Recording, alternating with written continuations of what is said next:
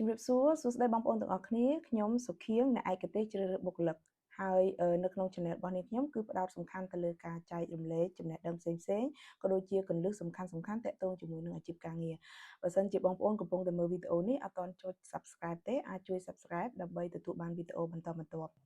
ថ្ងៃនេះខ្ញុំចង់និយាយអំពីកំហុសទាំង5ដែលបេក្ខជនតែងតែធ្វើនៅពេលសម្ភាសន៍ហើយកំហុសទាំងអស់នេះគឺខ្ញុំឃើញញឹកញាប់មែនទែនអញ្ចឹងបើសិនជាបងប្អូនអាចជៀសវាងបាននៅកំហុសទាំងអស់នេះបងប្អូននឹងទទួលបានជោគជ័យនៅក្នុងការសម្ភាសន៍ការងារផ្សេងៗឥឡូវនេះយើងចូលមកដល់កំហុសទី1សម្រាប់កំហុសទី1នោះគឺការមកយឺតរបស់បេក្ខជន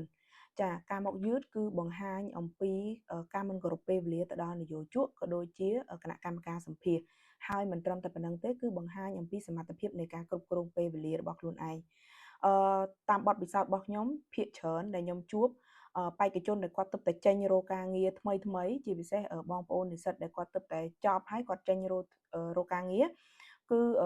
ជាក់ស្ដែងគឺមកយឺតហើយមកយឺតនឹងចន្លោះពី10ទៅ20នាទីអីពេលខ្លះលើសដល់30នាទីទៀតហើយគាត់អត់បានជូនដំណឹងទៅគណៈកម្មការឬមួយក៏ជូនដំណឹងទៅអ្នកដែលគាត់ជ្រើសរើសបុគ្គលិកទេបងប្អូនត្រូវចាំថាចេះ CV របស់យើងមានបទពិសោធន៍ល្អមានជំនាញដែលតាក់ទងជាមួយនឹងអ្វីដែលគេរកក៏ដោយប៉ុន្តែបើសិនជាថ្ងៃសម្ភាសបងប្អូនមកយឺតគឺបងប្អូនផ្ដល់អារម្មណ៍នៅអវិជ្ជមានទៅដល់គណៈកម្មការរួចទៅហើយធ្វើម៉េចដើម្បីជៀសវាងការមកយឺតហ្នឹងគឺបងប្អូនត្រូវតែប៉ានស្មានទៅម៉េចទៅដល់កន្លែងសម្ភាសហ្នឹងឲ្យបាន10ទៅ15នាទីមុនពេលដែលសម្ភាសចាប់ដើមទី1ដើម្បីសម្រួលអារម្មណ៍ចាទី2ដើម្បីកុំឲ្យភ័យពេកកុំឲ្យហត់ពេកពេលដែលយើងសម្ភាសទៅអាចនិយាយបានល្អអញ្ចឹងណាចាហើយបើសិនជាបងប្អូនយឺតស្ទះចរាចរណ៍អាច call ឬមួយក៏តាក់ទងមកអ្នកដែល call ទៅហៅទៅសម្ភាសហ្នឹងក៏ដូចជាតាក់ទងមកខាងក្រុមហ៊ុនអង្គការហ្នឹងដើម្បីជូនដំណឹងថាមកយឺតអីចឹងទៅចាហើយបើសិនជាសម្ភាសតាមអនឡាញចាឥឡូវហ្នឹងគឺមានការសម្ភាសតាមអនឡាញច្រើនបើសិនជាសម្ភាសតាមអនឡាញបងប្អូនត្រូវចូលទៅ link ដែលគេផ្ញើមកហ្នឹងឲ្យបាន10ទៅ15នាទីជាមុនដើម្បី check ថាតើអ៊ីនធឺណិតហ្នឹងល្អអត់ចាហើយវីដេអូហ្នឹងច្បាស់អត់ចឹងទៅអញ្ចឹងអាហ្នឹងយើងដើម្បីត្រៀមខ្លួនក្នុងការដែលសម្ភាសចាប់ដើម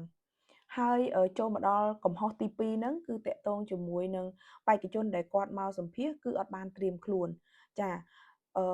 តកតងជាមួយនឹងការអត់បានត្រៀមខ្លួនហ្នឹងគឺបេក្ខជនគាត់អត់បានអានព័ត៌មានទូទៅរបស់ក្រុមហ៊ុនអានអំពីទំនួលខុសត្រូវការងារដែលខ្លួនឯងដាក់មកជាក់ស្ដែងដូចខ្ញុំសម្ភាសបេក្ខជនខ្លះពេលដែលគាត់មកសម្ភាសគាត់មិនអាចសូម្បីតែរៀបរាប់អំពីតួនាទីការងារដែលគាត់បានដាក់មកហ្នឹងអញ្ចឹងអាហ្នឹងគឺជាការធ្វេសប្រហែសខ្លាំងមែនទែនអញ្ចឹងដើម្បីឲ្យត្រៀមខ្លួនបានល្អក្នុងការសម្ភាសទី1កុំភ្លេចមើលទៅលើ job description មានន័យថាទំនួលខុសត្រូវការងារដែលបងប្អូនបានដាក់ហ្នឹងអានឲ្យយល់អំពីទំនួលខុសត្រូវហ្នឹងអញ្ចឹងពេលដែលឆ្លើយសំណួរគឺយើងឆ្លើយបានរលូនល្អទី2កុំភ្លេចតាក់ទងជាមួយនឹងព័ត៌មានទូទៅរបស់ក្រុមហ៊ុនចាអាចចូលទៅមើល website បានអញ្ចឹងភាគច្រើន website គេដាក់ឲ្យព័ត៌មានតាក់ទងជាមួយនឹងmission vision អីហ្នឹងអញ្ចឹងយើងចេះតែមើលទៅព្រោះពេលដែលសម្ភាសគេអាចនឹងសួរមកសំណួរពីសំណួរអញ្ចឹងណាចាទី3អាហ្នឹងសំខាន់មែនទែនបងប្អូនកុំភ្លេចធ្វើការ research ទៅលើសំណួរទូទៅដែលគេអាចនឹងសួរក្នុងពេលសម្ភាសហើយពេលដែលបងប្អូន search មើលហើយអាចមើលសំណួរហ្នឹងហើយអនុវត្តខ្លាចខ្លួនឯងខ្លះនៅផ្ទះដើម្បីសួរឲ្យឆ្លើយពេលដែលយើងទៅសម្ភាសផ្ទាល់យើងអត់យើងអត់តាក់តោះឥឡូវនេះយើងចូលមកដល់កំហុសទី3កំហុសទី3គឺការស្លៀកពាក់អត់សូវសមរម្យមកសម្ភាសចាបងប្អូនខ្ញុំចង់លើកយកចំណុចនេះមកគឺចង់ចែករំលែកថា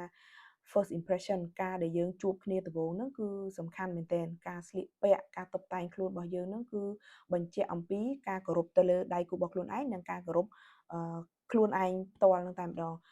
ជាក់ស្ដែងខ្ញុំបានជួបផ្ទាល់ជាមួយនឹងបេក្ខជនមិនមែនបេក្ខជនទេបេក្ខនារីគាត់មកសម្ភាសគាត់ស្លៀកពាក់អត់សូវសមរម្យចាអាវហ្នឹងពាក់អាវមានដៃតែមួយជាហៀងទេហើយ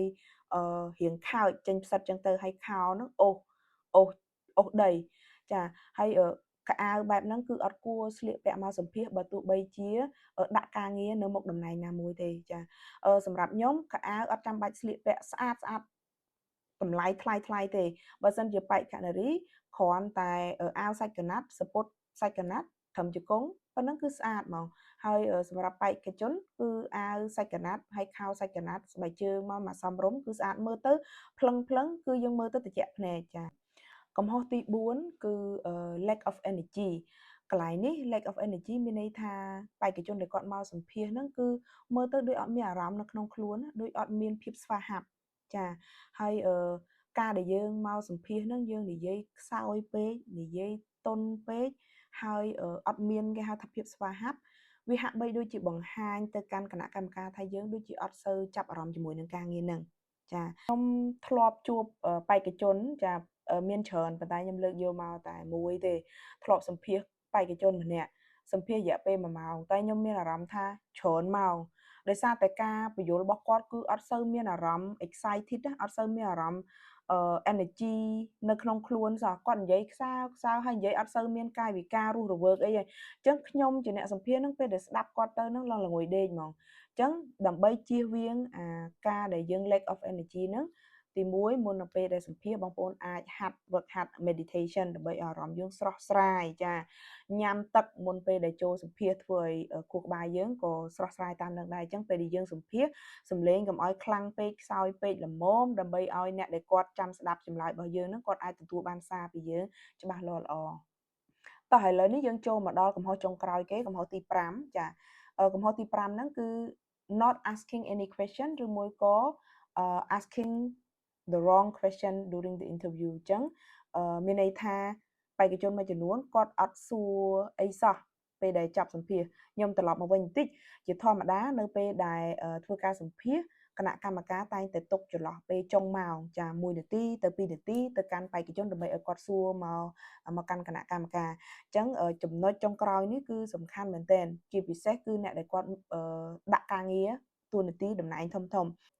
ឧទាហរណ៍ជាក់ស្ដែងបេក្ខជនមួយចំនួននៅពេលដែលដល់នាទីដែលខាងគណៈកម្មការគាត់ផ្ដល់ឲ្យដើម្បីឲ្យគាត់សួរសំណួរផ្សេងៗហ្នឹងគាត់អត់ដឹងថាត្រូវសួរអីហើយគាត់អត់មានសំណួរអីទៅកាន់គណៈកម្មការឯងកន្លែងហ្នឹងគឺជាមួយផ្នែកតូចដែលអាចបង្ហាញឲ្យគេគិតថាបេក្ខជនហ្នឹងគឺអត់សូវចាប់អារម្មណ៍ជាមួយនឹងការងារហ្នឹងឯងមានបេក្ខជនមួយចំនួនទៀតគាត់សួរសំណួរដែរប៉ុន្តែសំណួរហ្នឹងគឺអត់មានត្រូវជាមួយនឹងការងារក៏ដូចជាក្រុមហ៊ុនអីគាត់សួរឆ្ងាយដាច់ពីប្រធានបទតែម្ដងអញ្ចឹងក៏បង្ហាញឲ្យឃើញថាអ្នកដែលបេក្ខជនដែលសួរហ្នឹងគឺគាត់បានតែសួរឲ្យតែមានសំណួរដូច្នេះហើយបងប្អូនត្រូវតែសួរប៉ុន្តែសួរឲ្យត្រូវជាមួយនឹងប្រធានបទអញ្ចឹងមុនពេលដែលសម្ភាសន៍ខ្ញុំណែនាំឲ្យបងប្អូនមើលឬមួយក៏ត្រៀមជាមួយនឹងសំណួរមួយឬមួយក៏ពីរទៅកាន់គណៈកម្មការវិញឧទាហរណ៍ដូចជាអាចសួរគេថាតើបន្ទាប់ពីការសម្ភាសន៍នឹងហើយត្រូវរងចាំរយៈពេលប្រហែលថ្ងៃដើម្បីដឹងចម្លើយអីចឹងទៅអាហ្នឹងក៏ជាសំណួរដែលយើងអាចសួរទៅកាន់គណៈកម្មការបានដែរសរុបឡើងវិញទី1ពេលដែលយើងសម្ភាសន៍ហាមឲ្យយឺតទី2ត្រៀមខ្លួនឲ្យបានល្អទី3ស្លៀកពាក់ឲ្យបានត្រឹមត្រូវទី4ពេលដែលមកសម្ភាសន៍គឺត្រូវមកដោយមានថាមពលល្អមានកម្លាំងនិងមានភាពស្វាហាប់ចំណែកឯទី5គឺត្រូវត្រៀមសំណួរសួរឲ្យបានត្រឹមត្រូវបើសិនជាបងប្អូនអនុវត្តបានទាំង5ចំណុចនេះបងប្អូននឹងមានឱកាសក្នុងការទទួលបានជោគជ័យរាល់ពេលដែលសម្ភាសន៍អរគុណសម្រាប់ការទស្សនាវីដេអូរបស់នាងខ្ញុំតាំងពីដើមរហូតដល់ចប់ហើយបើសិនជាបងប្អូនពេញចិត្តនៅវីដេអូនេះអាចជួយចុច Subscribe ទៅលើ Channel របស់នាងខ្ញុំហើយជួយ Share វីដេអូនេះទៅកាន់មិត្តភក្តិដទៃទៀតជួបជាមួយនឹងនាងខ្ញុំនៅវីដេអូក្រោយៗទៀតអរគុណ